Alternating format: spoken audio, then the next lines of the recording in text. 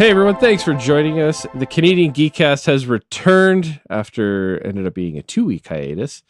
I'm your host, Matt, and joining me today is Steve. Oh, it's good to be back. And we've got Steph. Hey, what's up, everybody? Long time no talk. And we've got Dennis. Hello. Josh is off doing family stuff right now. He's being a real adult. He needed an extra week. He needed an extra. Yeah, he's doing adult stuff. He needed an extra week. That's right. Adult stuff. So if you're just tuning in, we like to get together every week to discuss everything geeky from the latest video game news to films and TV. We try and go live every Tuesday with a new episode. If you like what you hear, please leave us a review on Podbeam and iTunes, and we are now on Spotify finally. Yes, it took like bloody forever. You can also send us an email with your comments to CanadianGeekCST@gmail.com or tweet at us at CanadianGeekCST, which is also our Twitter handle, and we may even read them on the next show. So before we dive into kind of the meat of this episode, I think we're going to go with it's usually a topic that most video game podcasts end up going with. It's one that we actually haven't done. It's what have you been playing so far? But little twist. It's what games have you been playing just this summer so far? Dennis, why don't we start with you? I think the game that has my attention the most is definitely Yakuza. It has been a game series that I got into during when I think there was an E3 sale where Yakuza 0, which is the prequel to the original one, set in the 80s, and I don't even want to say how much time I put into it. I put a lot, like over 200 hours into Persona 5, and it's almost that, just shy a couple tens of hours.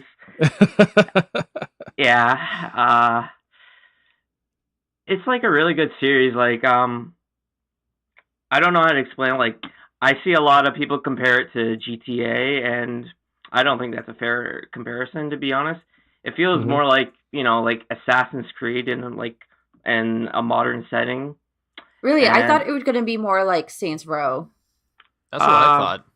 I have not played Saint Row, so I can't make that comparison. You heathen. Well, Saints Row has like a bunch of like weird mini game type stuff. Like you can jump in front of cars for insurance fraud, like that kind of stuff. Really? Yeah, it's awesome. That's okay. That's hilarious. Maybe on the silly, because I've heard about Saint Rose being silly, and it doesn't take itself very seriously. Yeah, and I think Yakuza is the same way. But like, did you do the Cat Cafe quest? That's in Yakuza 6. Oh, yeah. Damn. Other than that, like it probably feels like Saint Rose. I don't know. And then it has like this kind of RPG feeling because like there's like tons of side stories. There are tons of side stories. There's like so much silly stuff. Like I think you in like one side quest, for example, you play this mini game called Pocket Racer where you just race and beat kids. And you just like get better parts and until you beat like the best racer in that. Like it's really silly and like it's in some way it's like anime. It's silly, but it takes itself seriously when the story counts. Like I don't want to get into it a lot, but it's just like a really good series. I don't know if I've ever had like a favorite series. I think this is it. I really love it. Like I played 0, and then I also played Kiwami, which is the remake of the original one, which is like awesome. Because it starts off like in 1995, and from there, your best friend kills this Yakuza boss, and you take the fall for it, and you're like in prison for 10 years. And then you come back after because he's gone all evil. He went down a wrong path, and like after that, like the gameplay is awesome. Like I would say awesome. I don't want to say awesome. It's a brawler type. It gets awesome because I played a bit of the Kiwami 2 demo, because Kiwami is coming out, I think, in late August, and like the gameplay is like so much better. It feels like Batman in a way, Batman Arkham, and it's awesome. Like I can't say it. It's so ridiculous. I love this series now, and like because I think the other like 3 Yakuza 3 to 5 are coming out next year. So in some way, PS4 is going to be the Yakuza station, because like all of them are going to be on there, and I'm for it. Yeah, I was about to ask, like, so all of them are eventually coming to the PS4. Yep. Okay. Cool. Yeah. Very cool. And the only other thing I was playing, I recently played Captain Toad Treasure Tracker. My dude. Yeah. Yeah. He's the dude. And I'm like 10 levels in, and it's great. And in some way, it feels like, like on the basic concept of cut the rope, where you just have to get these 3 things and then the level's complete. But there's a lot of like, you can go back into that level. Like I think there's like this pixel toad where you just like you try and find him on the screen, and there he is, and it's kind of a cool way. No, you'll understand it, Matt. Yeah, it's I played it on a little bit on Wii U. Yeah. I've watched my kids and helped my kids play it, but I haven't actually dove into it. Not until Monday. Monday's when my copy arrives. Yeah. Good game. I love the game, and I played the hell out of it on the Wii U. So I doubt I'll go back to it, but I'm glad that a lot of people are actually playing it now. It's a great game, and I really want them to keep it up. Yeah. It seems like a nice spin-off from Super Mario 3D Land. Or 3D World. Yeah. Yeah, it's one of those little spin-off. It's one of those games I never, because like for Wii U, there's only a handful of games that I got, and Captain Toad was one of them. I didn't justify the price to getting $80 for it. I think this is a better price point. $50, it's awesome. It's like I think there's 80 levels. I think so. I'm gonna get into all that. So nice. Steph, what have you been playing this summer? For the longest time, Stardew Valley just consumed my life ever since the multiplayer update went up. Because I never played it before when it originally came out, because it's just the type of game that is very hard for me to get into by myself. But the second someone else can play it with me, it destroys me. So I started playing it with my friends, and then because we could only meet up like maybe once a week, and sometimes not because of vacations and whatever. Yeah. So I bought it on Switch, and then it just continued to destroy my life. And I pretty much didn't play anything but Stardew Valley for about 2 months. It has that effect. Yeah, it was. I'm still playing it on my Switch, but I did move on a little bit the last couple of weeks, mostly just because I had to play a bunch of games for work. I know that sounds really like for some people it's like the dream, rough. Right? I know. So one of them was Prismata, and just for full disclosure, these are our client games. So yeah, Prismata, it's a very difficult one to describe to people, but it's kind of if Hearthstone meets chess meets Dominion, I don't know. It's not quite a deck builder, but it's a turn-based strategy game.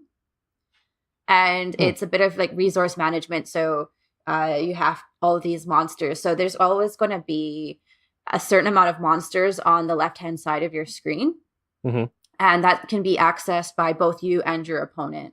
So both you and your opponent are always going to have the same cards. And then it's up to you to basically, like chess, outmaneuver, because you've got 100% information. There's no RNG, right? Because you both can see exactly. You're not waiting for draws to come up. You're not building a deck. It's just whatever the game is throwing at you, that's what you're going to use that round. And so the meta kind of changes every round. And it's actually quite interesting. It's in early access at the moment, but they're really, really fair with their monetization because all of the cards are in the game. You can unlock certain ones by playing the game. And the only way that they're going to make money, because it's going free to play eventually, is going to be cosmetics. So you can get a bunch of skins for your cards, and it'll just show for you, like your opponent, when you play. You'll get to see you've got some fancy skins. And then also your avatars, you can get like, and emotes as well. They come in these things. But when it comes to actual gameplay, there's nothing that you can pay to win. It doesn't upgrade stats or anything. It's literally just visual. And what I love too is not just like loot boxes, like you type things. I know we all hate that word, but you know, like Overwatch, right? Like it's very much that monetization model, but also you can buy individual skins. So if you just really want that Canadian skin for your drone, then you can just purchase that right away. Cool. Nice. But yeah, so that's one. Yeah. Oh yeah, no, it was totally fair. The more he talked about it, the more I was just like, yeah. Like this is good. Like you're obviously very like transparent and good about everything. So I started playing it just to test out the game, and then got pretty hooked. Like I think I played it for like 4 days, just out of my own like I can just play another round. I can just play another round. Like it's very the second that it's a strategy game, resource management type turn-based thing, I'm just like, that's right up my alley. Okay, goodbye world. That was one. I played another one that's called Treasure Stack. Okay. It's like a multiplayer. It's kind of Tetris-y type thing. So you're in, if you imagine what Tetris looks like, but it's multiplayer. So each of you have your little like Tetris type grid, and it drops little treasure chests, and you're a little character at the bottom, and you have to grapple the treasure chests, and you have to place them down in your own thing. And then there's keys that like unlock the chest, and then that will set up, if you get enough combos, it'll set traps to like your opponent. It's a very quick based game. And what else have I played for work? Mother Gunship was another one. I've heard about that one. It's really good. Yeah, we're all like super duper excited for it. I played the gun demo, and it runs really, really well. I had it on epic settings on my computer, and I have a pretty medium base rig. And I played it on epic settings, and it was easily getting 45 to 60 frames per second. Easy. Oh, that's good. Easy. And nice. You can just craft really, really bizarre guns. I've been seeing the community made ones. Like someone made a Thor hammer, so it just like shoots out lightning and it just bounces around everywhere and kills everything. Nice. And then someone else made a gun that's literally your entire screen. And one streamer, he made this ridiculously powered gun that when he shot it, it like shot him backwards into the previous room. Like it's good awesome. Fun. Yeah. And the writing awesome. In the game is really good. It's like the really just poke fun of itself meta humor. Yeah. Which sometimes comes off a little bit try-hardy or like, oh, you're trying to be funny, but this one's genuinely funny. So I played a little bit of that. And then, yeah, as I was mentioning to you guys beforehand, I've been trying The Sims 4. Yeah. Which I think I only played like 10 hours when it originally came out. And I was like, oh, there's like no content in here. So then I ditched it. And then I found out recently that a bunch of the expansions were 50% off. So I bought the pet expansion and something else. I think it was the career one. And it's a buggy mess, and I hate it. And it's just so bad. It's basically unplayable. And yeah, I've just been running into so many issues that I just quit, which is rare. Like back in the day when I played Sims, I had all the expansion packs. Like I had the PC ones when it was hard copy, and they were each like $40. I had like, I think 8 or 14 for 1 or 2. I can't remember which one. 2 had an extreme amount, and I had them all. Yeah. I only had a handful for Sims 3. That was the last Sims game I played. Yeah. The fact that I was like, I would rather go to bed than play this game is really talking about the fall of Sims. Darn. Sure. Yeah. Well, add Maxis to the list of companies that EA has just completely destroyed and ruined the franchises that they created. Yeah. Yeah, no, it's really unfortunate. Yeah, I think that's it. At least you have Command and Conquer.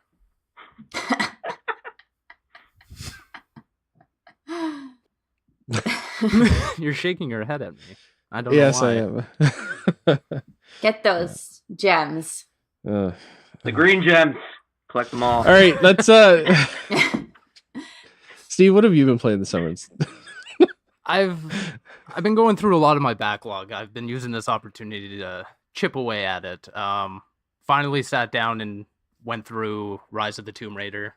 I was since it came out. It came out at a weird time, and I only played like a few hours here and there.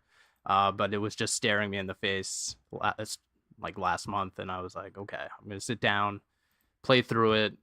There's a bunch of grindy achievements, so I didn't even bother with those, like the challenge rooms and all that. So moved on from there. I won't bore you to death with it, but the new season of Fortnite started, so that was cool. Been playing that a lot. Yeah. Huh? Crickets in the room. I know, but for some reason I just can't get over it. Other than that, you're taking advantage of the crossplay, aren't you? I am a little bit here and there. But how's that working? Fine. I don't have a problem with it. I mean, for me, it's great because I know, like, for instance, Josh has his, preconceived notions of pros and cons of crossplay or whatever. But the fact that I can play on my preferred console for Fortnite while he can play on his, that's great. I think that's awesome. Yeah.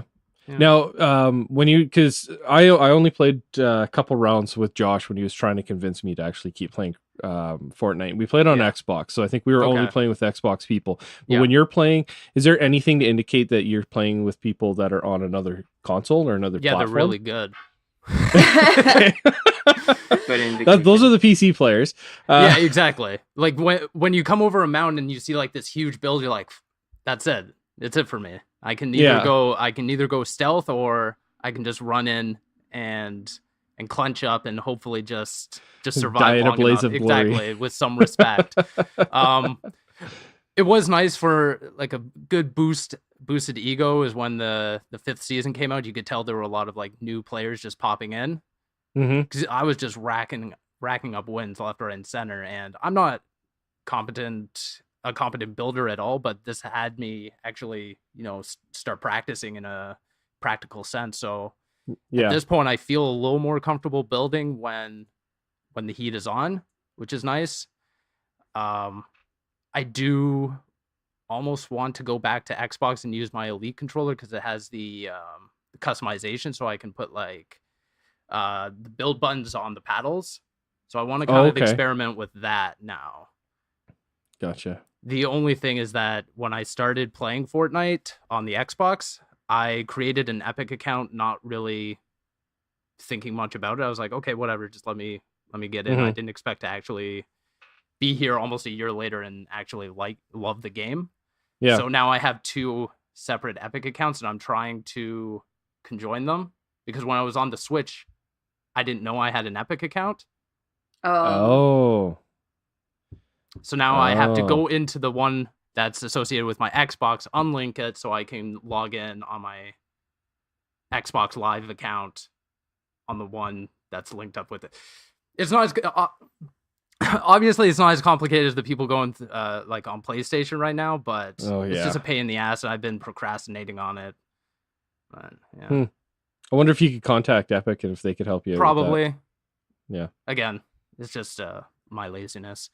Other than that, I finally got around to playing Abzu, which was another game on my backlog. Yeah. What a cathartic, nice game! Like quick it's 4 hours. So relaxing. Oh my god, yeah, it's so good.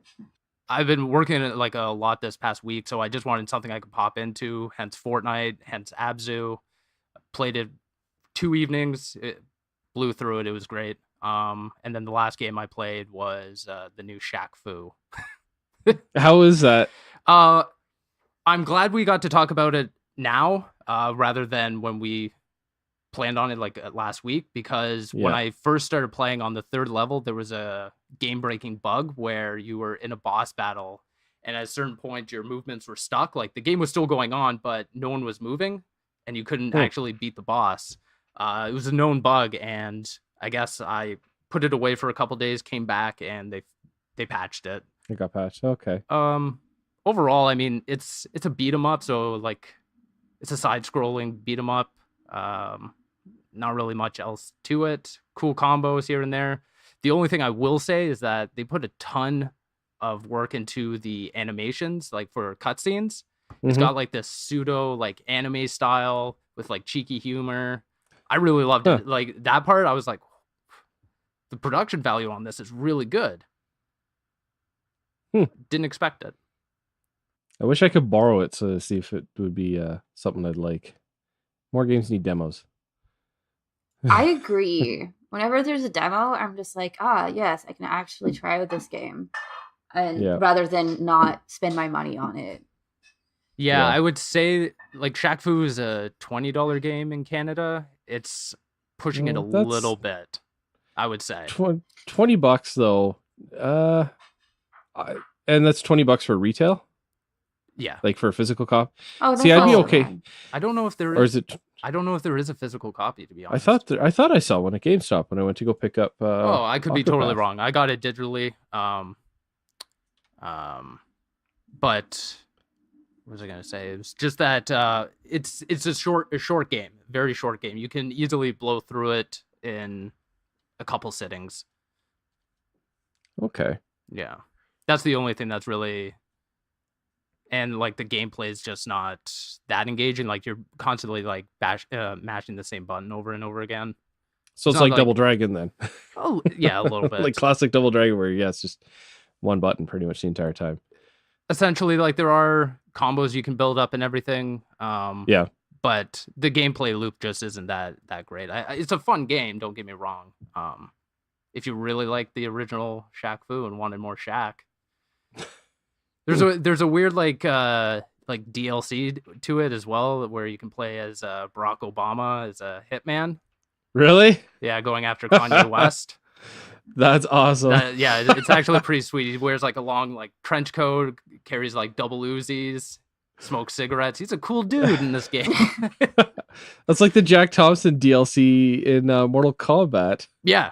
Does it actually come out say that it's supposed to be Obama? Oh, absolutely. Kanye? It's called it's called Barack Fu.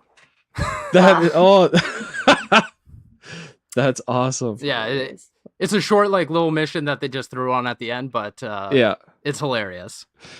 That's awesome. Yeah, but that's basically all I've been playing. I plan on, now that I have a little bit more downtime, picking up Project Octopath. Yeah. Nice. Apparently it's very popular. It's sold out in most EB locations. Yeah, I've heard a few things about it. It's $80 seem to though. Like it. Hey, you get quality. Yeah, it's so expensive. Too expensive. Matt was playing. Yeah. Well, funny enough, that leads into mine. Octopath Traveler. And actually, speaking of good demos, the Octopath Traveler demo, perfect way to do it in my opinion. Same. Because I mean, it was pretty much a 3-hour demo. So as much as you can accomplish in 3 hours, and then you load that into the full game. So you don't have to start all over again. And I love that. Yeah, that's the way to do it. Absolutely loved it. Yeah, and honestly, I think I would love it if more demos, especially for bigger games, did something like that as well.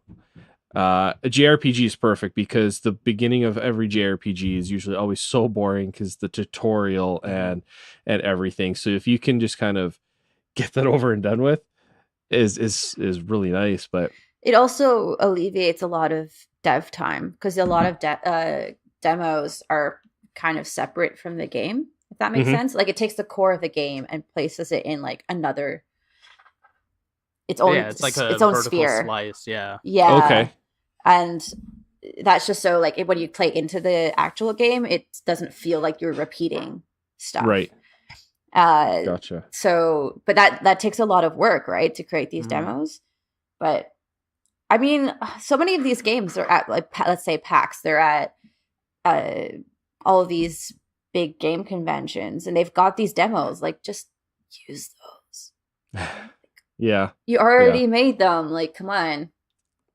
Yeah, pretty much. So I've been playing Octopath Traveler, jumped back into Far Cry 5, and I completed Faith's area. Nice. Now I'm on to the Last Brother, who's like the paramilitary hunter guy, and that was the weakest area for me. Oh, his archers are so annoying, especially the ones that like knock you out. Yeah. and then you've got to do that hallucination level again. That's getting so annoying. Again, yeah. Yeah, I've noticed it gets longer. Is that true? Like every time you yeah. hallucinate, it gets longer. Yeah. Okay. But it's just repeating the same thing in the same environment. I thought it was the weakest area. Yeah. So far, like the levels, the scenery is gorgeous. Absolutely gorgeous. Love that area, like just the way it looks. But yeah, that part of the game I'm not liking. I'm looking forward to the was it the Mars DLC for Far Cry 5? Yeah. Yeah, I'm curious to see how that all pans out and everything. So I'm looking forward to that. Sounds wacky. It does, yeah. It does. What else have I been playing? I played a couple rounds of Fortnite. It's not for you, eh? No, I tried. It was okay. It was better. It was obviously better when I played with with a bunch of people. Mm-hmm. But still, it's just it's not my jam. Yeah. And then Mario Tennis Aces, which I actually got to play a little bit online with Paul Hunter. Oh, cool. We got to play together for a little bit. We actually talked about Dennis in the podcast. Aw. Yeah. And that's for the most part that's been it, because I've been away for a fair bit so far of July. So, but I'll be resuming Octopath. I think that's a game that's going to stay in my console for quite some time. Yeah, you're liking it. Oh yeah, and even just the way the game looks. Oh, it's beautiful.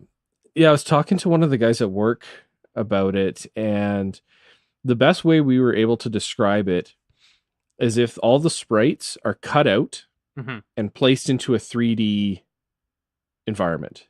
Right. So it's even like Paper Mario, where like if Paper Mario had like a full 3D environment, like that's kind of how, because it's got a weird look to it. It looks weird. Yeah.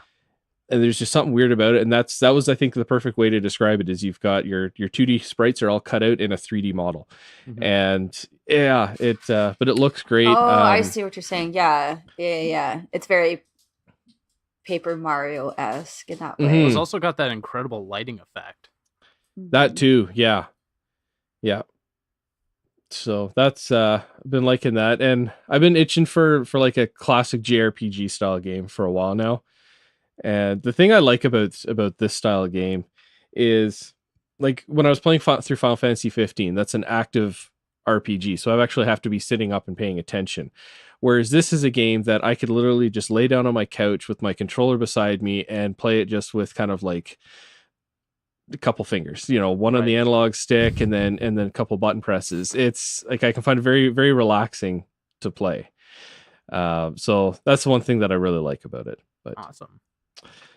Yeah, definitely glad I picked it up. In my opinion, I think it's worth the $80 Canadian, but it is. It's just I know do think there's enough stuff in it, but when I've just Steam Summer Sale just happened, and then I spent more money on the Sim stuff, like I'll be out for a little while.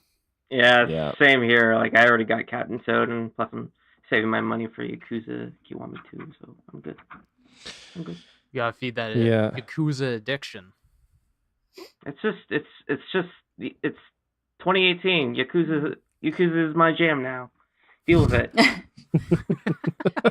I'm gonna talk about Yakuza for a long time. For a long time? Yeah. Okay. Cool. Until I get the ports, I'll talk about it even more. You'll be an expert. Yep. Yakuza expert. Nice. Well, I would say, shall we dive into our episode? Let's do it. Yep. Let's go.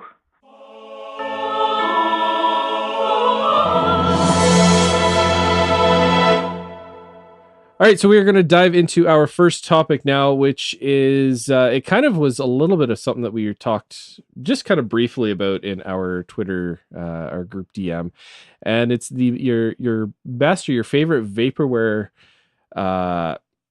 game, like video game thing. So whether it's a console or a game or whatever vaporware item you really like. Now, for those of you that don't know what a vaporware is, it's pretty much anything that is hyped up, talked about, is supposed to be coming, and then it never actually comes out, and it just seems to disappear. I think everybody knows that Fallout or Far Cry or Half-Life. Jeez whiz. Half-Life 3 is You got there. Half-Life 3 is one of the most famous vaporware titles out there. So but yeah, so that's what we're going to talk about on this one is our best vaporware one. Who would like to go first? Go ahead. Yeah, go first. I can go first. Yeah. I'll go first. Okay. All right, so back in, I'm trying to think back when it was. It was the early 2000s. The internet was still really starting to become popular. High-speed internet was, if you had a meg and a half or 2 meg, you were screaming on high-speed internet.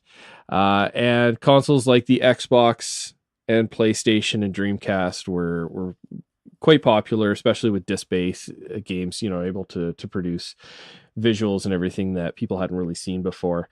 And a company was coming out called Phantom Entertainment. So it was founded in 2002 by Tim Roberts, and they make computer keyboards.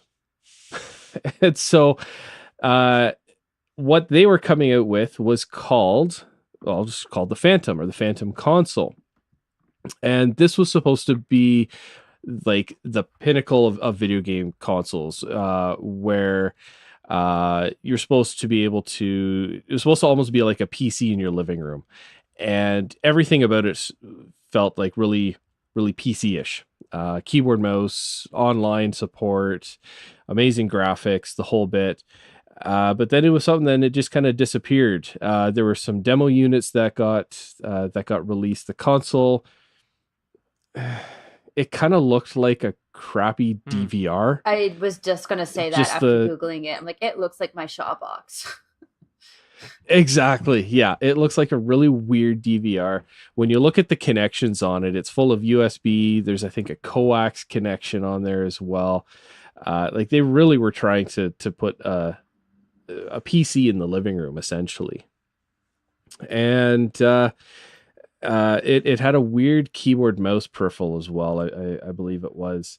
And yeah, just the whole thing, they ended up falling into like some weird financial trouble, and then there were lawsuits involved, and then it just disappeared. And nobody's really ever heard of it, or like nobody's really seen it since. There were a couple dev units that kind of snuck out, and you can actually even find, I think, a video on YouTube of one of them booting up. But yeah, I don't think there was really any software for it. So that's, and I remember being so excited for this system and just kind of watching about it. It was one of the first things that I got super hyped for as well, because of what kind of what it promised. But yeah, never actually, nothing ever happened to it. I'm trying to think what some of the hardware in it was. Oh yeah, it was powered by NVIDIA. It was an NVIDIA powered. Like some of the, when you kind of crack it, there's pictures of it cracked open, and it looks just like some amateur threw a PC together. Just the cable management is just unbelievable, and it looks like they just pulled a whole bunch of computer parts and just slapped it together. Who's kind of next? I mean, I'll go. I think two, one being software, one being hardware, come to mind, and they're actually, pretty recent things right now. Is Medium Molecules Dreams comes to mind, where I mean, PlayStation can keep saying this game is real, but I see no proof of that. The beta is coming this year, right? It's coming. It's supposedly this summer is what the last I heard. Not really a presence at E3, even though characters were there. It's just kind of weird. Like, they've been working on this game since Little Big Planet 3, I would assume. I don't think they've actually made an original PS4 game at all this generation. The only thing they've worked on is probably the tearaway PS4 port, and that's about it. Right. Yeah. And that came out when? Probably 2015? 14? maybe something like that. Yeah. But then they announce Dreams, and then they show Dreams. They say the beta's coming. They delay the beta. They say the game's coming this year. No beta still. No release date. It's just very strange, and it's something that I'm just keen to keep watching, because out of all like the first party PlayStation games, this is the one that seems the most dodgy, very cryptic in how they're rolling this game out. I don't know. It's kind of weird. And then in terms of hardware, I think that the Atari box, the Atari VCS, that thing is just, I think it's doomed on arrival. There was that whole kerfuffle around GDC where they invited people to get like hands-on experience with it, but it wasn't actually running anything. The people behind it were dodging questions of what it was running, how it was running it. They brought up the fact that it's getting peripherals, the fact that it's being crowdfunded. I don't know. That whole thing is just very strange to me. I doubt we're actually ever going to see this thing come to retail. Those are the two that come to mind. Games seem to be some of the worst things for vaporware. Yeah, I've noticed. Yeah. Dennis, you got Dennis or Steph? Yeah, I'll go. I think the only one that comes to mind is really Final Fantasy versus 13. This is it's a game that eventually became something, but in its original concept, it right. doesn't exist. I think originally it was like I think it was part of this Fabula Nova Crystalla series, which I think was tied to Final Fantasy 13. So, like originally it was kind of like when I first saw the first video, it looked really cool. Really looked very anime-ish. When they were describing it, I think they described it a fantasy set in real world or something like that. And because there was actual cars and eventually the car came into the Final Fantasy 15, but good old regalia. Yeah.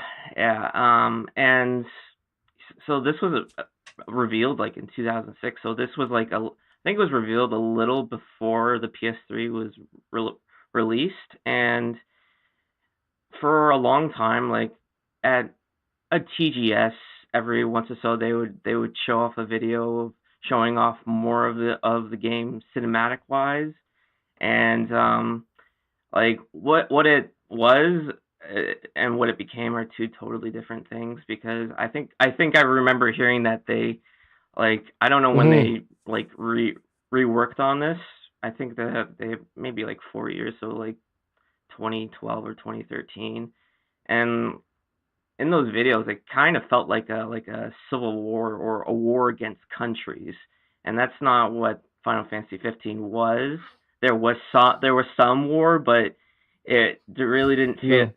It was boy band stipulated. Okay. I mean that's what it eventually became for sure. But it kind of felt like this was like there was like going to be tons of war in this game, and like. It kind of looked cool, but it just turned it out to be into like an okay game. Like I love Final Fantasy 15 from the gameplay perspective, and I've already said like the story is like duct taped together. It kind of makes sense, but it was not a very good attempt. And I love that they're like trying to explore more of the story with these episodes.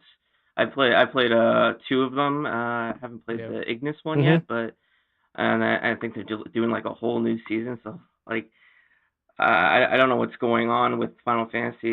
I don't know if there's going to be a 16. Who knows?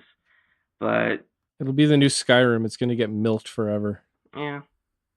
Anyway, that's my like when I think of vaporware, I think of either Versus 13 or The Last Guardian. Yeah, because I think The Last Guardian was like revealed in 2007 or so, and 6 or 7. Yeah, it took almost 10 years. Yeah, it did. I remember that because I remember every time when there's ever like an E3 or so, Shuhei Yoshida would always get that question asked of when this game is coming out, and I the original team behind like Shadow of the Colossus was disbanded or something, and the original creator was working on it with with their Japan studio. So like that original developer of Shadow Colossus and Eco is like totally gone. So it's I have not played Last Guardian because like I don't know. It looks good, but I think I'm gonna give it some time before I actually play it.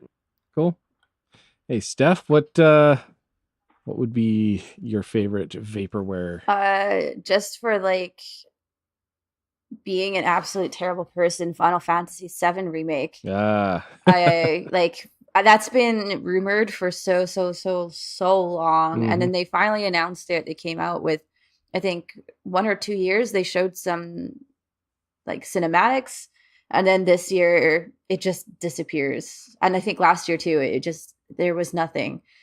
And I mean, I called it in a like half jokingly way, but now it's kind of scary. And then they came out and they're like, oh, it's not just in the beginning development phase, it's really a thing. And we're like, well, you've not shown us anything.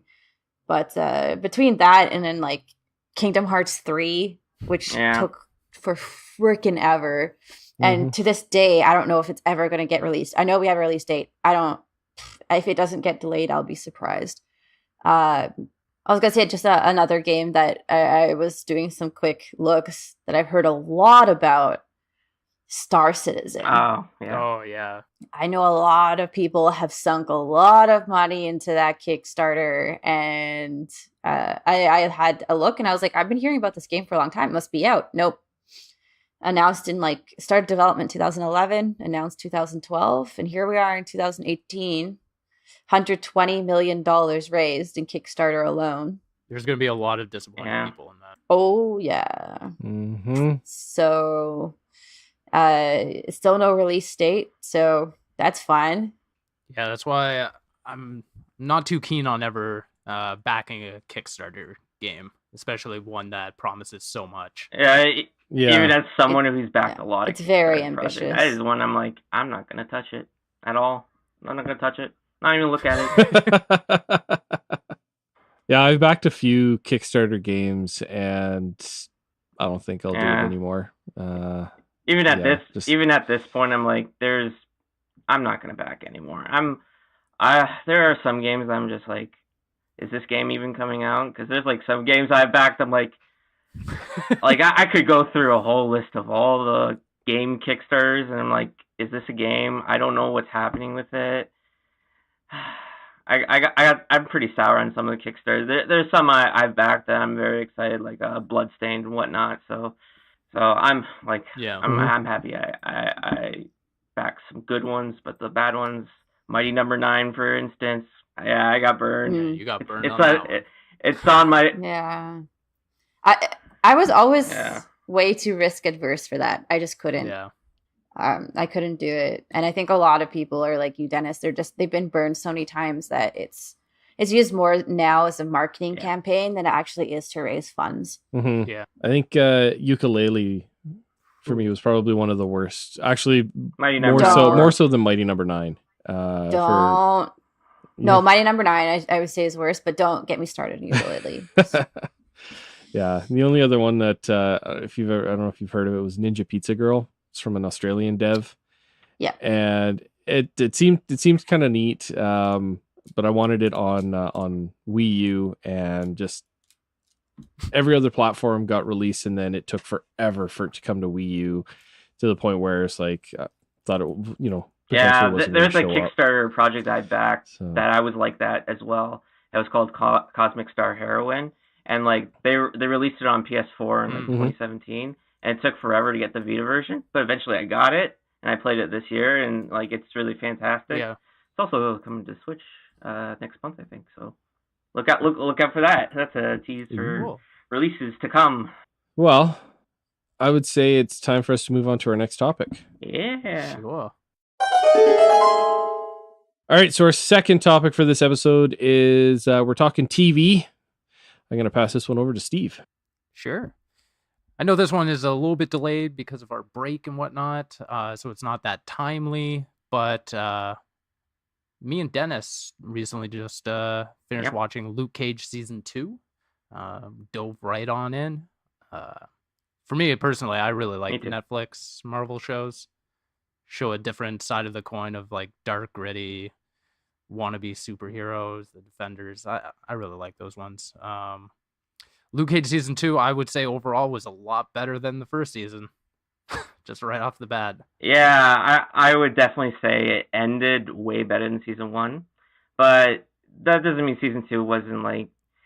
I think it was a very slow season. Like overall, maybe the first 4 or 5 episodes were slow, and then once you get in like later in the season, my favorite episode was literally when Iron Fist and Luke Cage teamed up. That was like, absolutely, damn, heroes for hire. Yeah.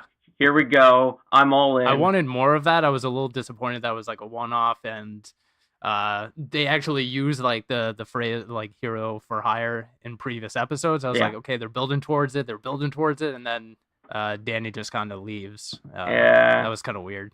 I will say that like Iron Fist as a TV show was what it was, but like when you actually have a good showrunner, you can actually feel like this Iron Fist, he feels like a better character now. Just the difference in the showrunner who's doing the show. Like he kind of feels cool now. Like he doesn't have like all that stuff he was dealing with, and he's like a cool rich guy now, and he's like all mellowed out a bit, and he's trying to get Luke Cage to channel his chi, relax, and chill out. Yeah. Well, I think it also amounts to the choreography, because in Iron Fist, the choreography was just awful. All of the fight scenes, they just felt like you were watching a production rather than like well choreographed fight. Daredevil has the best ones so far, but I think they really improved on the fight choreography in Luke Cage, specifically in that episode. Like when they go into the warehouse, like mix that with like the great music that they have throughout the whole season. That was one of the most standout scenes. What did you think about the ending of the season? Yeah, it ended kind of weird because it ended horribly. Yeah, it kind of ended in a way that Luke Cage is, he's the mob of Harlem now. He's the mob boss of Harlem now. Because, like, do we want to spoil about what happened before that? Like, a certain character died? Yeah, a certain character died.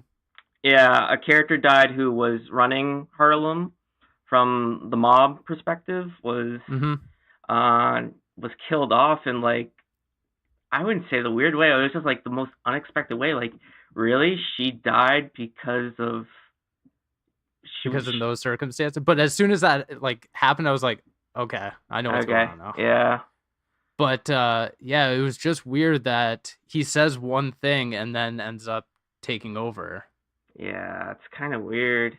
And to the point where I was watching with my girlfriend, we were both sitting there like, is this a dream sequence? Is this like a front? Is that like, what are they trying to do here? And then they just end the season off with him taking up the mantle and running Harlem's Paradise. Yeah, it kind of ends in the opposite of how Jessica Jones season 2 ends. It like it ends like in a very good place for her, and for Luke, it ends like, this is the worst case scenario. This isn't Luke Cage.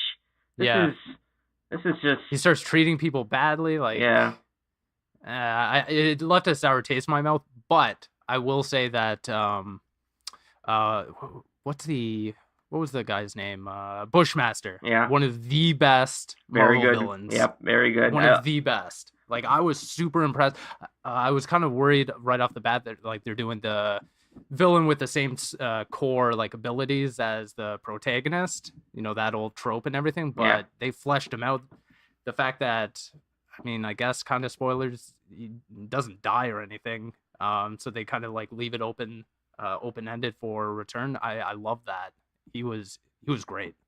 Yeah, and like whenever like he's like in a conversation and they mention like the mob boss Mariah Dillard, he's always like Stokes, Mariah Stokes. Mariah Stokes. Yeah. I love that. He was a very good villain. It was like, it kind of made sense. Like his powers were weird, but like he uses this drug to unlock his full potential, but that that drug only unlocks it. It's all there for him. He doesn't really need it. So I could definitely see him coming back in like a season 3 maybe, because like in a season 3, like I don't think there is a villain for season 3 because the villain is Luke Cage. Yeah, they didn't really set anything up. Yeah, I could totally see Bushmaster come back and like kind of set things right of who should rule Harlem. And it's not Luke Cage, to be honest. Like I love the season. It was good, but it's just ended so weird. I don't know. Yeah. A big shout out to like all the artists and musicians that they got to come into Harlem's Paradise and play. It was like almost one an episode for the most part. There were a couple episodes that skipped that little sequence, but I think that's one of the best parts of this show is that they get to show these musicians, show these artists in a practical sense, not like it's something play like in a soundtrack, but it's like a live performance. I really like that aspect of the show. Yeah, I also liked like Luke Cage's father showed up in this season as well, and like when I was hearing him talk, I was like, this actor sounds so familiar, and then I remember House of Cards, Freddy, those ribs. Right. I was like, and like when the season ended, I just found out that like that actor died. It was like, wow, I had no idea. Sad. That was sad. It was like, man, and like that ending for, I think there was like a little audio of him, and it made like the production team definitely put a lot of effort in just to shouting out him like how good of a soul he was. Yeah, because initially he comes off as just like the stereotypical like priest, like father figure and everything, but along the way, like he becomes a really likable character. Yeah, he does. He has good like comedic beats to him, and he just plays like a good role model for Luke Cage. It doesn't really pan out, but at least when in those scenes, it was really nice. Yeah, kind of weird that. Because I remember him like showing off like not baby pictures but like pictures of Luke Cage and like when he was graduated and showing like one of the antagonists they've seen. It's like oh that's kind of cute, but kind of weird.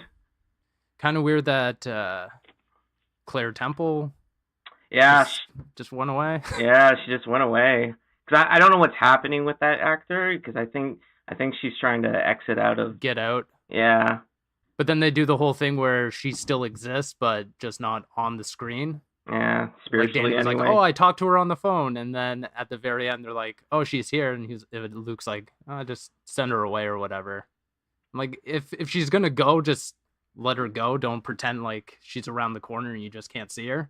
Yeah. I don't really like when TV shows do that. Otherwise, yeah, I'm excited for more Defender series. I liked Luke Cage a lot more than I did a year or two ago. Yeah, because I think after this, I think there's a second season of Iron Fist, and as well as Daredevil 3. I think that's the last season for Daredevil as well. I think. Oh, is it? Yeah, I think it'd be good if they did it that way, just to just give them a 3-season arc for each character, and then from there maybe do some team ups, maybe do a Hero for Hire TV show. I'm really hoping that they do that for Iron Fist. Like instead of calling it Iron Fist Season 2, they just call it like maybe Iron Fist Hero for Hire or something. Maybe. And just bring Luke Cage back. Yeah. It's good. It was good. I'm just excited for, like these Marvel TV shows, sometimes they're good or bad because they have to set the standard to these 13 episodes, and Luke Cage Season 2 really did that, and I'm excited for more. I can't wait to see more of what Marvel Netflix has to bring us in the future. Well, shall we move on to the next topic? Sure. All right, so our third topic before we get into Dennis's favorite segment is Dennis is going to actually take this one as well. Yeah. Double topic. Get a double dose of Dennis in this episode. Oh, I feel sorry for the listeners. Triple D. Oh. No. Double dose of Dennis in the foursome episode. Anyway, if only our listeners can see Dennis's face right now. It's turning a nice shade of red. He's blushing. Okay. At this point, he would just get up and walk off. Yeah. Anyway, our next topic is a very personal topic because we're not talking about, geeky stuff or video games. We're talking about, what we were doing over our break. Because I think the last episode we did was around late June or so. Maybe like I think it was the 20th. Towards the end of June. Yeah, towards the end. June 26th. Yeah. Or 23, something like that. We're talking about what we were doing. I think some of us went on vacation. I know I did. I think I'll start off because my family decided on Mother's Day that we should go somewhere for my sister's kids, and we just I was just pulled along. I was like, okay, I'm going. Yeah. Dragged, kicking and screaming. Yeah. No, my Yakuza. It was even worse because I just beat Yakuza 0 the night before I had to leave, and I was like, I want to play Yakuza Kiwami now, and I'm like, all throughout my when I was out there, I was like, Yakuza Kiwami, just thinking it over in my head. Yeah. Anyway, my family and I went to Balsam Lake Resort in Finland Falls.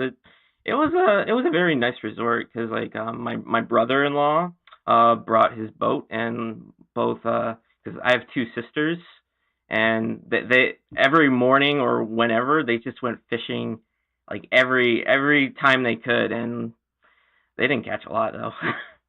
That's what I heard. And it was it was on the resort. I was my sister and her brother-in-law and I were in I think an apartment. They had these the office and 2 floors of apartment cottages or whatever.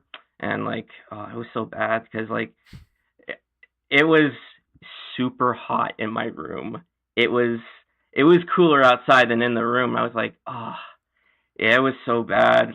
My sister and my brother-in-law slept near the back door just so he could feel the air come in. Oh, yeah. It was really that bad. Wow. Great. The water was really good though. It was good. Yeah, those pictures that you sent us looked really nice. Yeah, it was. Despite the heat. Yeah. I would have loved to have gone there.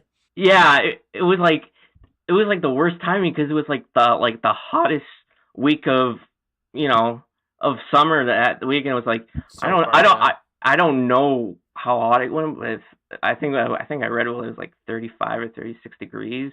Felt like 40 or something. I was like, and plus I was really missing my AC. I was missing all the coolness come down. I missed that 70, that 20 degrees Celsius coolness. And no, for any of our American listeners, 35 Celsius is 95 Fahrenheit. Yeah, it's hot. For us anyway. Yeah. That's going to be quite warm, pretty hot for most people. Yeah. But nice. Yeah, we ran into some unfortunate weather during the Canada Day weekend. Mm-hmm. That Saturday, that was brutal. Oh, it was so hot. Yeah, we've had some really, really rough temperatures in Toronto. I think Toronto area. Today is even that getting up there. Oh, I can really? feel it today. Yeah. It's hot and it's cloudy still. It's not even sunny and it's still very hot. The problem we have out here is the humidity, right? Yeah. It's not bad enough that we get to 30, 32, 34.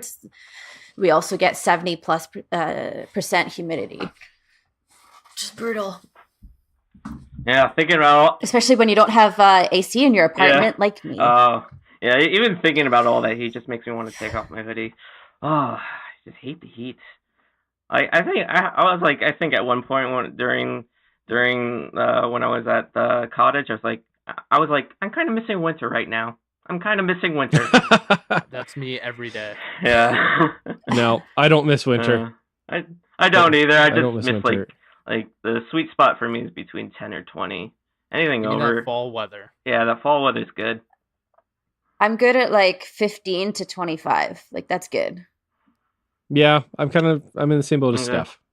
I like mid-spring, that mid-spring weather. I don't think we ever got that because it jumped like from we had snow and then we just jumped to summer weather. Yeah. Yeah, I think it was very similar out this way as well. So. There was like a solid week where I could wear like a windbreaker, and then all of a sudden it was like I can't do this anymore. Nope. Yeah, out here it would be you'd be like just above freezing in the morning, and then by midday it'd be like plus 20. So I'd have to bring a coat and then carry it the rest of the day. It was a pain in the neck. Steph, what did you get up to when we had our somewhat extended break? Watched World Cup, and France just scored. So it's 4-1 right now. If that time dates the episode, I am very upset right now. The finals today. Oh, they literally just scored. So yeah, I went away to the Dominican Republic for a week, which was my first time going to the Caribbean. Cool. And yeah, it was pretty nice. Like, we got to spend a lot of time in some nice, very, very nice blue water and unlimited drinks, an adult only resort. Wonderful. And that sounds so awesome. Yeah. And then we don't have to worry about cooking or cleaning or like any adult responsibilities. Like, we could just like chill out the pool. They had these like really cool, almost like we're loungers, but in like the shallow places of the water. So you just got a little bit like in your back and your feet and your arms.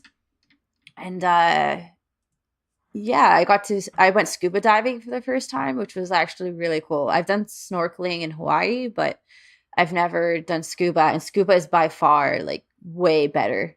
If anyone was going to tell me if they should do one or the other, do scuba. Was it scary at all? Like, less scary for me than snorkeling. Oh, really? Because for me, snorkeling, I spent like the whole time being super anxious the water was going to go in like the spout or whatever it's called. I don't know what it's called. But yeah, I was always like, oh my God, like if there's a wave and it goes in, I'm going to just like drink water all the whole time. It was surprisingly easy and quick to adapt to it. And then you're not worried because you're like, oh, it's just here. Like and then you're so distracted by everything else. Like the whole time I was down there, I wasn't even thinking about breathing. I was just like, oh, look at the fish. Oh, look at more fish. Oh, there's a sunken cannon. And then we were like passing the cannonballs to each other around under the water. And we got to swim through a sunken ship. That's so cool. And we're like peeking through the side, like we'd peek through a window and there'd just be like hordes upon hordes of like fish on the inside. Oh, and nice. It was really, really cool. So now we're thinking about getting our scuba certification. Yeah, why not? Like, it's definitely like, it's addictive. Like the second we came out of the first dive, which was at the coral reef, I was so ready for the sunken ship. I actually had a surprising easily. I was really scared because they were talking about if you have any sinus issues, then you shouldn't be diving. Oh God, the pressure. Yeah. So I do have really bad sinuses. I tend to get stuffed up and I get a lot of sinus infections. So I was like, I don't know how this is going to work. And luckily, like my sinuses were clear that day and I had no problems equalizing either down or up. Nice. Cool. And how far down did you go? I think it's 40 feet. Wow. That's a pretty good. It's a pretty good depth. Yeah, no, it was a good depth. And yeah, no, it was just really good. I can totally see why people get addicted to it and they want to do it more. So, nice. So was that part of the resort, or was that something else that you ended up having? It was additional, yeah. Okay. It was additional. We were on the seaside. No, sorry, the Atlantic Ocean. We were on the Atlantic Ocean side. So it was really rough. And we couldn't rent any of the equipment that the resort was supposed to be included. Which is our fault. We're going off in like a really bad season, like the pre-hurricane season. Oh, nice. But when we went to the Caribbean seaside, like, yeah, that's when we did the scuba and that's when we got to do some other stuff. We went to Sanoa Island out there as well. We went into town and we learned about the history of the island, which was like a little bit where I love learning about the history and about the origins of islands and stuff like that. So yeah, no, it was a nice like week break. And then we came back from the the Caribbean, which is like close to the equator, and then Toronto was hotter, so it was a big like FU from Toronto. Like not by much, by like a few degrees, but still, like it was no break from the heat at all. And at least at the resort, we had AC. Yeah. Lucky you. And the ocean. And the ocean, and the pool and like all that Free stuff. drinks. Yeah. So, I drank a lot of pina coladas. Holy. I was having like mimosas basically every lunch or breakfast, and pina coladas and strawberry daiquiris, and oh man, it was good. I'm surprised you can remember any of this with how much alcohol you've consumed. I mean, in moderation. It's all in moderation. Right. Yeah. And they're mixed drinks too, so.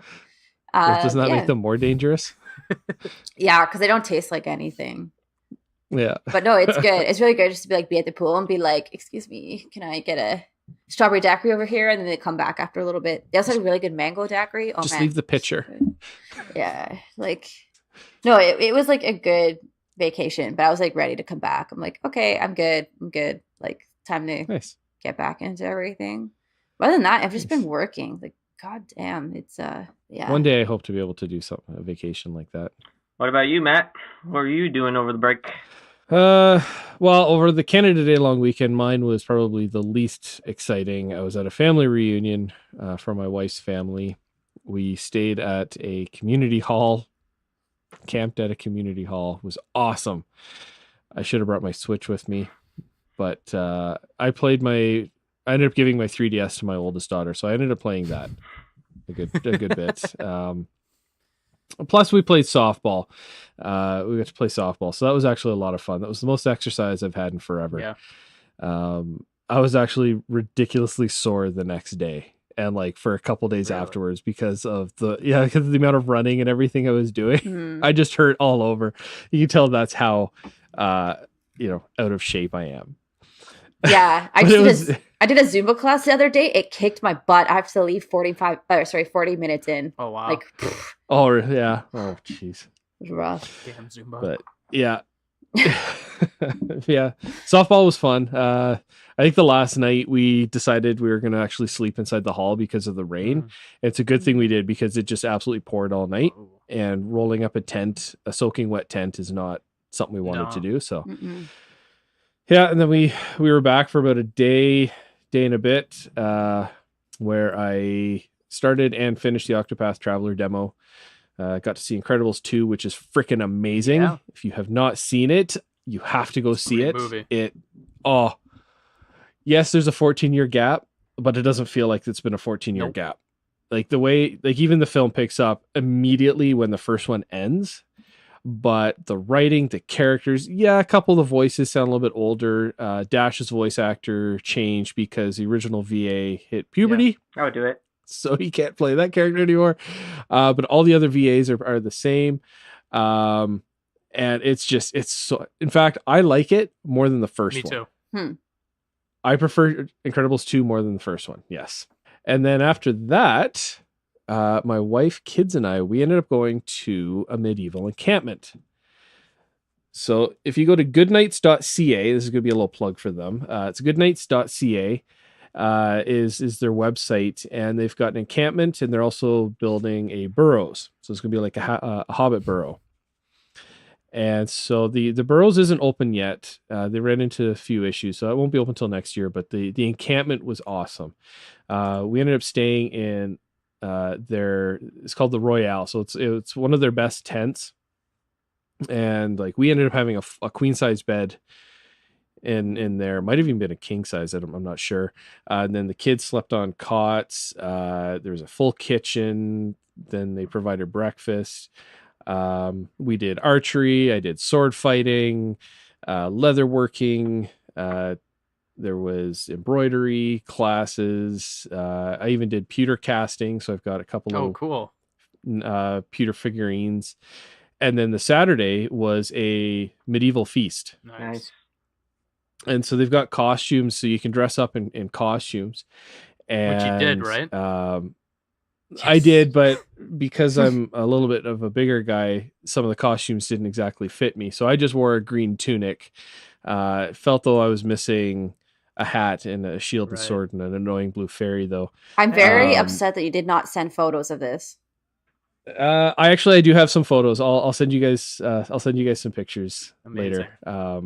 My wife took all the pictures, so I've got a couple on my phone. Fantastic. But yeah, Saturday was the the grand feast, and it was set up just like kind of like a medieval hall where, so the owners of the encampment were the king and queen, so they sat up at the front, and they had a couple special guests, and then everyone else is on the tables. Yeah. It was 5 courses. It was a 5-course meal. So they had appetizers. Then there was a salad, which was all just like finger food. So it was like almonds, grapes, radishes, and tomatoes. And everything was very period as well. So it wasn't like a leafy salad. Right. This was the salad. And then there was a soup, which was it like a sweet potato soup? Was actually so good. And then the best part was smoked turkey legs. Yeah, and they had been in the smoker for 12 hours and a brine for 12 hours before that, and they were unbelievable. It was unbelievable. Sounds like a better version of the medieval times dinner. Yeah. That's kind of what I thought of, but like the medieval times dinner, though, like they actually don't they have like jousting and all that kind of stuff as well? Or and you don't participate, you're just watching. Yeah. Where like this was just the meal that we were just sitting in, so there wasn't anything else going on. And then actually between the turkey before the dessert, everybody went outside and we all learned a medieval dance, and that was actually a lot of fun too. Was it just like a line dance type thing? Pretty much, yeah. But it was a lot of fun, and we were there for about 5 days, and we definitely want to go back. The kids loved it. Kids had a lot of fun. I absolutely love the sword fighting. In fact, at one point there was one of the guys who was just using the practice dummy. So I walked over to the armory, picked up a sword, and just attacked him. And so now the two of us are just sparring in a large area of the encampment. And what kind of swords were you guys using? We were just using foam swords at first, and then they brought out the I don't even remember what they're called. They're usually made out of bamboo. Oh, okay. They make. Oh, yeah. I can't even remember what they're called. But then when we were doing kind of like the lessons, we actually used aluminum swords, which is, I guess, what they use a lot of times in theater for the show. Yeah. Because they make a loud clang. And so that was fun. But just the two of us just sparring in a field, and it's surprisingly like it's a big workout. Like the cardio, and then by the time you're done, like your dominant arm is just killing you just from swinging the sword around, even a wood one, just from attacking and defending. But it's a lot of fun, and we definitely are going to go back next year. Sweet. Well, shall we move on to our last section, which is the game releases of the week? Yeah, indeed. We shall. This is the video game releases of the week. It's been a while, so this is a kind of... I'm doing the same thing again, where I'm just going to be listing about 39 games between July 9th and July 20th. So strap on in. Yeah, strap on in now. Let's go. On July 9th, Paddle Box came to Nintendo Switch. After that, on July 10th, 20XX came to PS4 and Switch, with an Xbox One version came out on July 11th. On July 10th, Shining Resonance Refrain came to PC, Nintendo Switch, PS4, and Xbox One. On July 10th as well, Insane Robots came to PC, PS4, and Xbox One. After that, on July 10th, Defiance 2050 came to PC, PS4, and Xbox One. On July 10th as well, Model Dash came to PC and Nintendo Switch. After that, Dig or Die came to PC, July 10th. After that, we had Head Snatcher. It came to Steam Early Access on PC on July 10th. That's a really funny multiplayer game. Okay. After that, I don't. Sorry, I'm like half watching the football. Okay. No, it's really good. I was watching some of it yesterday. It looks really funny. Okay. After that is Hotel Transylvania 3 Monster Overboard. Came to PS4, Xbox One, Nintendo Switch, and PC. Thank you for putting this on. Game of the year. Yeah, totally game of the year right there. I mean, it's the only game I put on that I really couldn't find a trailer for. I was like, okay, like you don't need any more reference than just the name, right? That's true. Yeah. Yep. After that, on July 10th, The Lion Song came to Nintendo Switch. After that, July 10th, Bomber Crew came to Nintendo Switch, PS4, and Xbox One. This is on Game Pass as well. For the Xbox. Is it? Okay. Is it? Yeah. After that, Black Sea Odyssey came to PS4. After that, Never Out came to Nintendo Switch.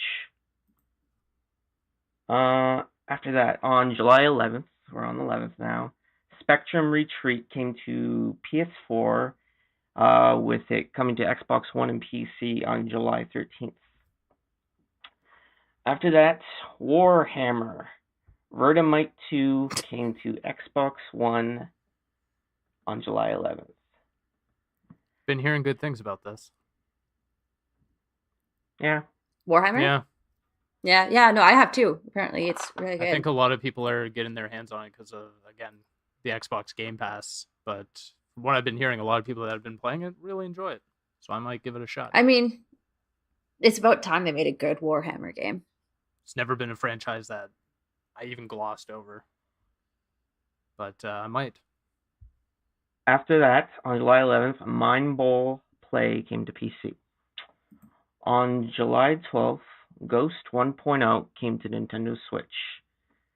On the 12th, Super Volley Blast came to Nintendo Switch. After that, on July 12th, came another Battle Royale game.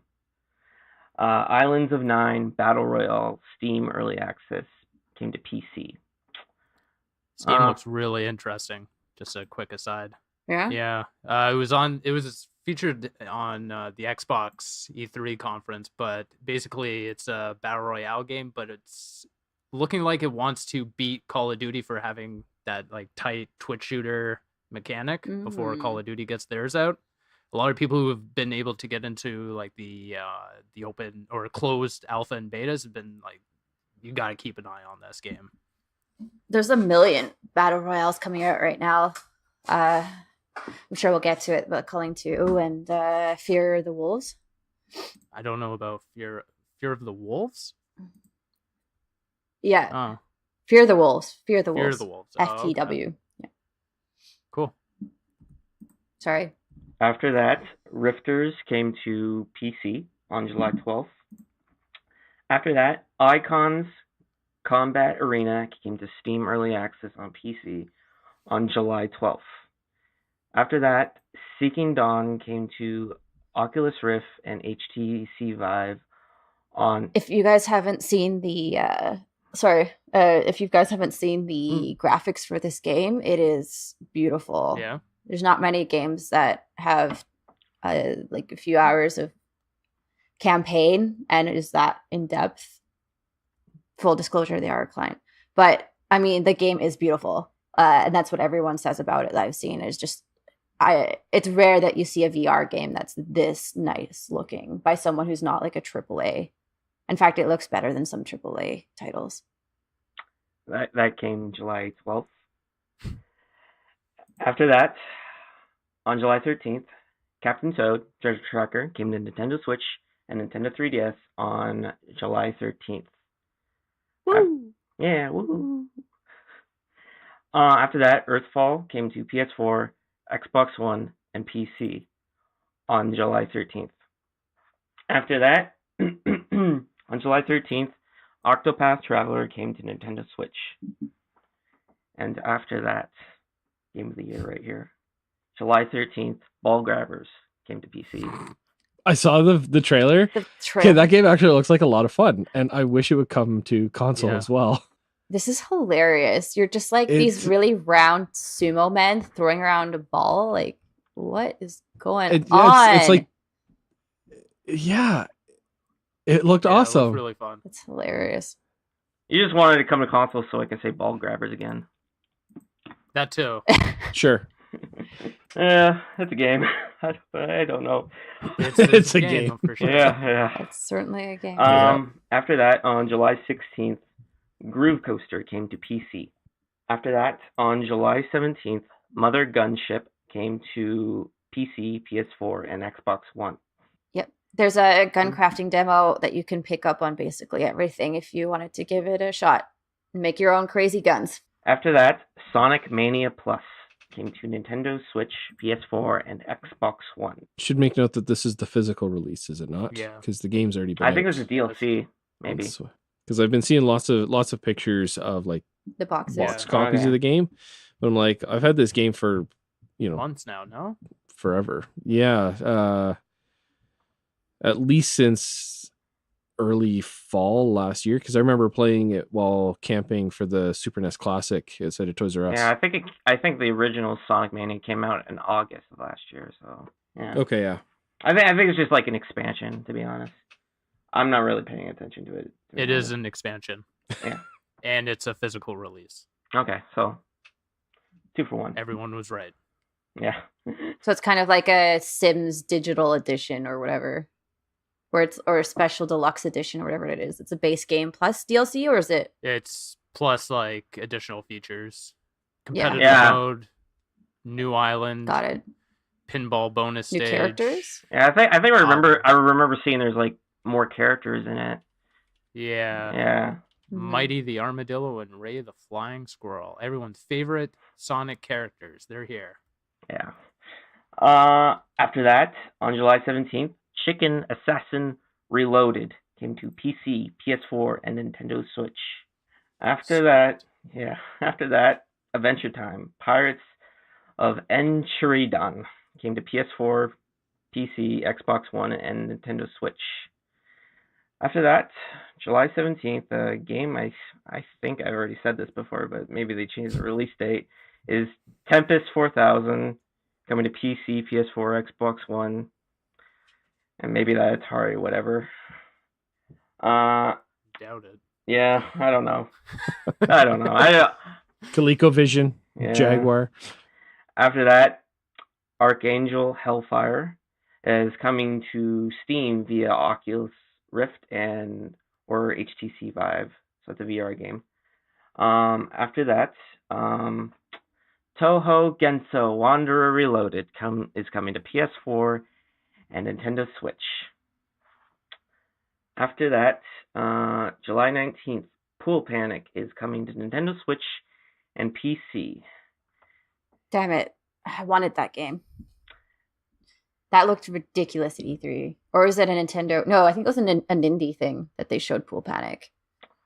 It looks silly, and I want it.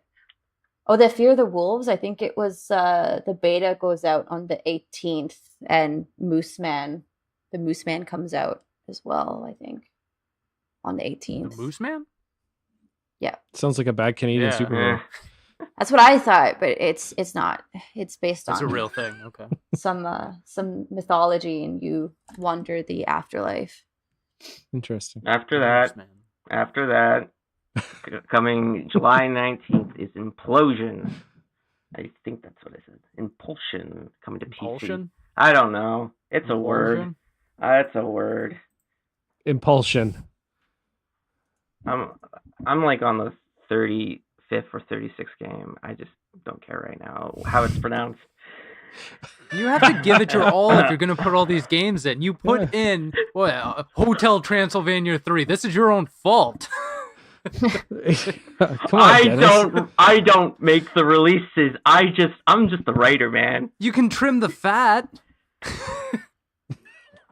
I trim the fat. I don't put every PC game that's coming out that week, man. And I thank you for that. It's just 2 weeks. If we did that, we would. Be Our here all podcast would damn last day. a week. Anyway, to hell with that. And also on July 19th, To Hell with Hell is coming to Steam Early Access PC. Oh, Nice segue. I like it. yeah, I like that. After that, July 19th, Tanzia is coming to Nintendo Switch. After that, July 19th, Nidhogg 2 is coming to Xbox One. And finally, July 20th, Hiroki coming to Nintendo Switch. And that's it for game releases of the weeks. Yeah. Mic drop. Ooh. Nice. So Well, many thank you, Dennis. games. Yeah. So many games, So little yes. time. Well, Yeah, pretty wait much. till fall. That's when it's going to get bigger. September, yeah. Yeah. Mm-hmm. Yep. Until you get And the around 5,000 indies that like release around August, so they avoid September. Yeah, once you get around And then come RDR2, February next year is going to be it's going insane to be a too. ghost town. Yeah. Yeah. Yep. Well, I would have to say that about wraps it up for this episode of the Canadian Geekcast. Guys, if people wanted to connect with you online, where could they do so? Dennis? You can find me mostly on Twitter at Hunterslasher13. I'll be probably, I don't know what I'm talking about, to be honest. Like, I'm done with Yakuza. I'm just waiting for you. I'm just maybe just like, when's Yakuza Kiwami 2 coming out? It's going to be more than Yakuza. Yeah. And maybe you can talk and maybe about Shenmue 1 and 2, because that's coming out like a week before. I think Sega is getting a lot of my money in August. Let's be honest. Nice. Steve? Find me on Twitter at sfigvari. Yeah. Best place to find me. Steph? You can find me on basically everything at Maple Thistles, but I am most active on Twitter, which is not exactly a really great bar to be set right now, just because I've been so busy. But come join me as I talk about anime and weird stuff. Steph's a little distracted by the World Cup. I'm games. so distracted right now. You can find me on Twitter at ReggieFeesAmeme. You can also find us as a group on our group Twitter, Canadian Geekcast, and we also have our website, which is Canadian Geek CST at wixsite.com/home. All right, before we take off, we are going to do another code giveaway. So all you have to do to enter is just to follow and retweet us through our official Twitter account, which is at Canadian Geek CST, and that'll get you a entry for a chance to win a game code of your choice, which we're going to announce that on our next episode. You can take a look at our Twitter account for the list of all the games that are available to pick through, and you'll get to pick one. So good luck. So be sure to tune in next week where we're going to discuss all things geeky and why pineapple is the worst topping on pizza. I'm at the point. I don't want to disagree with you. Just let's move on. No, let's just move okay. on. Yeah, we'll find something else to disagree This is on. amazing. We did. We win, Steve. Success. We'll find something else to bug him about. Just talk about how Yakuza sucks. Oh yeah, and how Yakuza is the worst game franchise. No. I have a problem with that. No, that's on the next. that's dangerous territory because that's going to piss off a lot of people. Mm-hmm. And unfortunately, as we know, gamers are some of the worst. Let's not get in into terms that. of attacking. Yeah. Yakuza 0, no cat cafe, 0 out of 10. But I get to call girls on the telephone club. That's a weird mini game. And that'll be on the 0. next Canadian Geekcast. No, just if you look up Yakuza 0 telephone club, you'll see some weird stuff. There's like it's so etchy.